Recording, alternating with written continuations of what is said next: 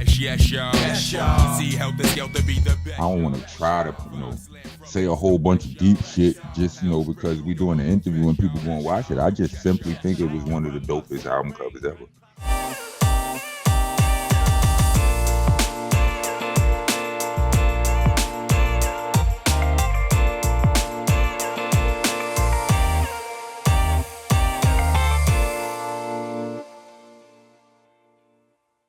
What's up, everybody? It's Soren Baker here on Unique Access Entertainment. As always, hit that subscribe button. As y'all know, it's right there, and it's free, and that enables us to keep coming to you guys as often as possible with as many interviews as possible. So please hit that subscribe button, like our content, share it, talk about it, be about it, each one, teach one, and we appreciate your guys' support and getting us this far. Now, today on Cover Story, we have the honor and the privilege of being joined by the Rockness Monsta. Thank you for coming through, sir. Yeah, you're welcome, sir. Thank you for having me. Yes, so we are going to be doing Heltah Skeltah's Nocturnal album for Cover Story today. So their debut album came out back in 1996. And our dopest album cover. Your dopest album ever, you said? Yeah, I mean the dopest album cover. Oh, I would agree. So we're gonna get into all that. So do you remember just initially, did you have the title of the album Nocturnal first, or did you come up with the cover concept first? Nah, it was the title first. Like it just came to me one night because we was out. I had noticed for a certain period of time that we always found ourselves operating at nighttime, and we wouldn't come out in the daytime, and this was around the first time when our lives changed to that. You know what I mean?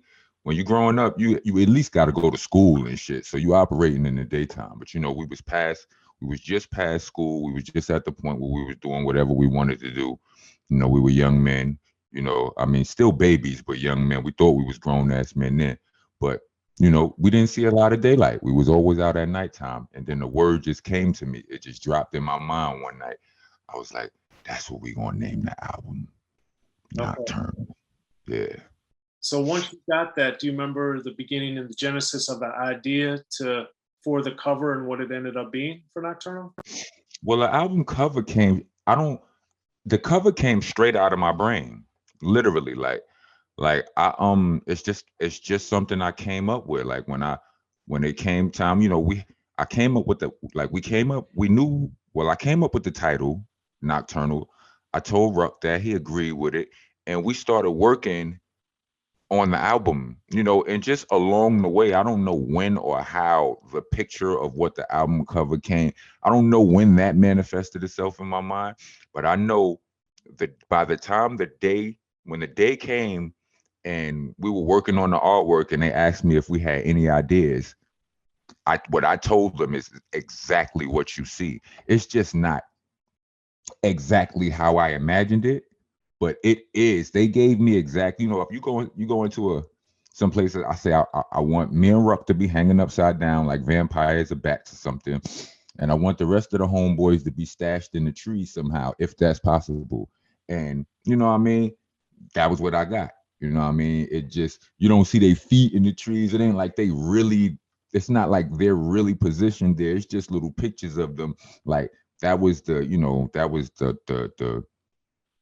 graphic designers. That was their work. Like if I did it myself, they would have been hiding and hanging off of the trees and perched and but they gave me what I asked for as well as they could with the resources that they had, and that was it.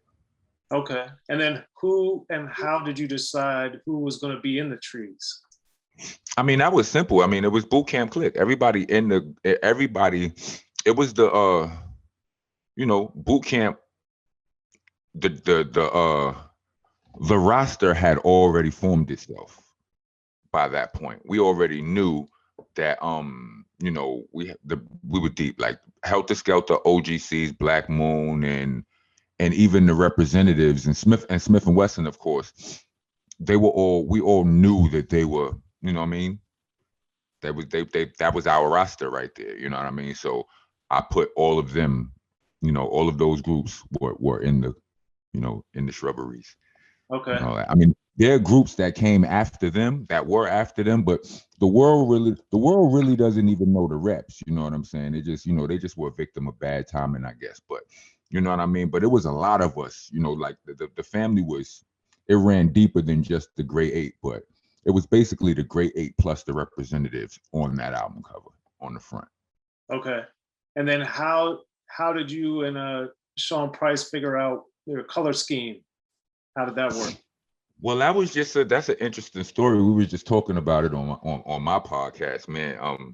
With Starang Wonder and DJ Rec, Monster Mondays, shameless plug. But we was talking about The Flash, the TV show, and long time, like Ruck was always into Marvel and DC. He was into comic books way more than I was. You know, I wasn't, you know, I didn't read the comic books, but I watched the cartoon ass nigga. You know what I'm saying? I was that type of dude. But and he you know, like Ruck was, he was more fly. He was a more fly dude than I was. Like he knew where to get fly shit and all of that. You know what I mean? So one day, you know, around the time when we were starting to work, you know, around the time we was making Nocturnal or working on it, he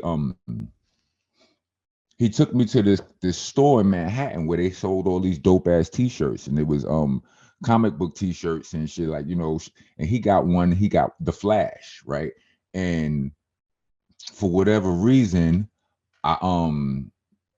he got The Flash. All right, I'm gonna get something. You know what I mean?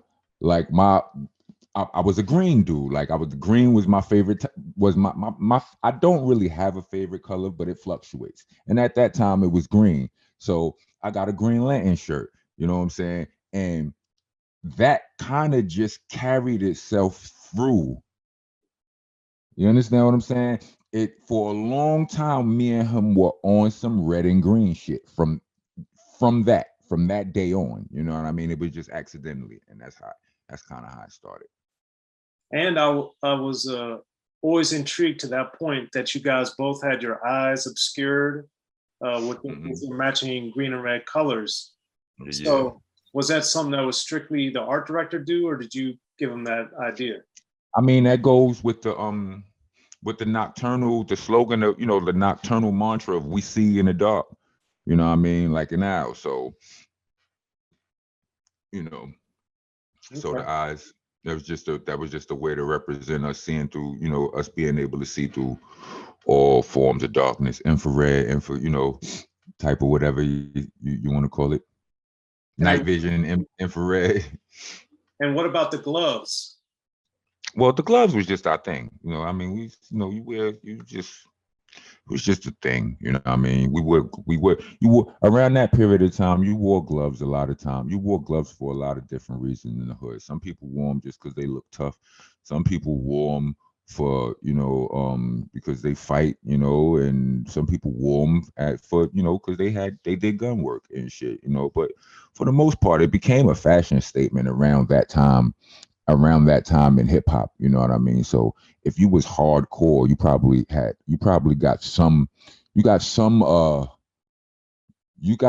there's some footage of you somewhere with some gloves on and shit if you was on some hardcore shit in the 90s. They also help with fingerprints. Yeah, I mean, but then some of them, the ones sometimes you had the fingerprints cut out, those look tough too. Like, you understand? They just gave you that hardcore punch, that feel. Yeah. So now, think about it. Let me show you something. Yeah. Allow me to show you something.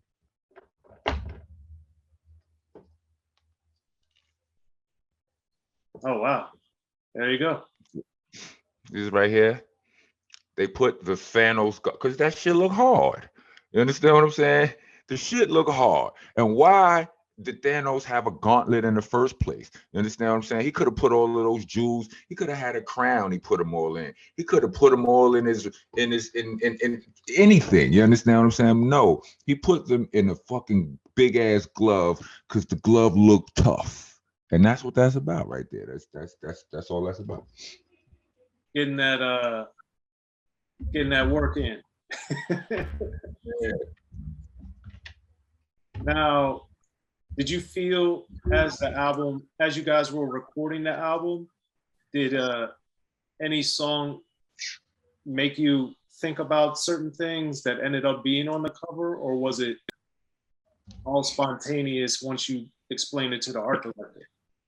I mean, there's a line in the song on the Proud, like the Proud where I say, eyes glow like Tycho night glow, we in flight. Eyes glow like Tycho night glow, we's in flight, but it don't glow like whack, the glow's fat. Other than that, no, you know, any nocturnal references we see in the dog like an owl, you know, they all of the we you know, we had some nighttime bars, but you know, it was just the overall picture. Nothing specifically, as far as the specifics, I just wanted my homies to be shown on the album. I wanted to creatively show them, and that was it. It didn't matter about, you know, as long as it added up with the concept of Nocturnal, you know what I'm saying? Because I knew that the album did, because we had the title before we started, you know, before the album, long before the album was finished. We probably came up with the title.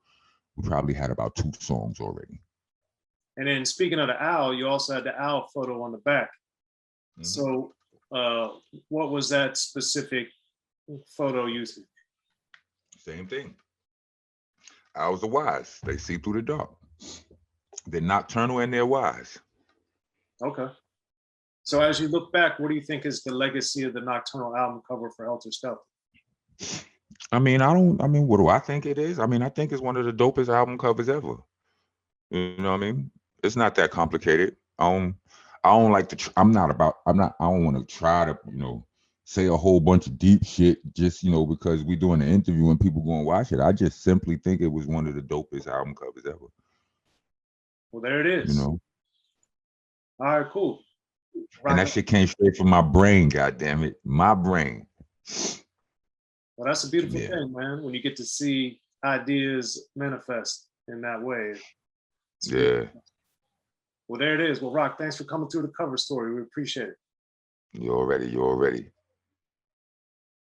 Be sure to check out the History of Gangster Rap by Soren Baker. He's official. History of Gangster Rap features exclusive interviews with Ice-T, Snoop Dogg, MC Ren, the D.O.C, and dozens of others. The History of Gangster Rap, a definitive look at how Los Angeles changed rap forever. In Los Angeles, the streets definitely set the tone of the hip-hop music. At 19, I got a $50,000 car. My whole angle always was, I'll be street, but I will always tell you the horrors that go along with this life. There will be penalties and casualties for just wearing the wrong color in somebody's neighborhood. And once gangster rap made it from the streets to the TV, the genre exploded. With Fab 5 on Yo MTV Back with NWA. Yo MTV, it just catapulted us from being local heroes to national gangbang rappers. The History of Gangster Rap discusses it all from 1980 up till today. It's always gonna be shit happening in the streets.